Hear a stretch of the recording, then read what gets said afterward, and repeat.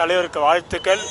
அவரை அடுத்தது Jailer tool பார்க்க ஆர்வமாக இருக்கிறோம். இவ்வளோ வருஷம் ஆனாலும் ரஜினி சாருக்கு அந்த கிரேஸ் வந்து இன்னும் குறையாமல் இருக்கு. என்ன காரணம் நினைக்கிறீங்க சார்?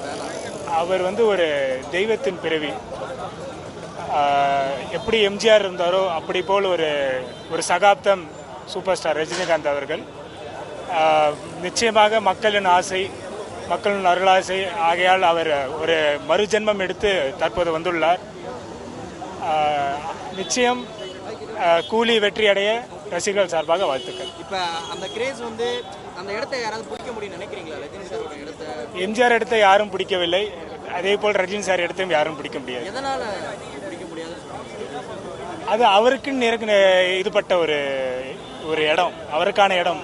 அது யாராலும் அது வந்து அந்த சேர் யாருக்குமே உட்கார முடியாது. உட்காந்தாலும் குத்தும் குடையும். அது அவருக்கு மட்டும்தான் அந்த சேர் சரியா இருக்கும். எவ்வளவோ படங்கள் வந்திருக்கு, சில படங்கள் ஓடி இருக்கு, சில படங்கள் ஓடாமல் இருந்திருக்கு. அந்த வெற்றி அப்படின்றத தாண்டி எந்த அளவுக்கு ரஜினி சார் அப்படின்றப்ப அந்த ஃபேன்ஸுக்கான ஒரு ஈடுபாடு இருக்கும்?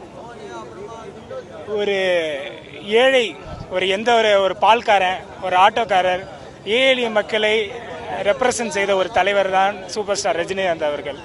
அவர் ஏழைகள் பக்கம் இருக்கும் வரை மக்கள் என்றைக்கும் அவர் கூட இருப்பார்.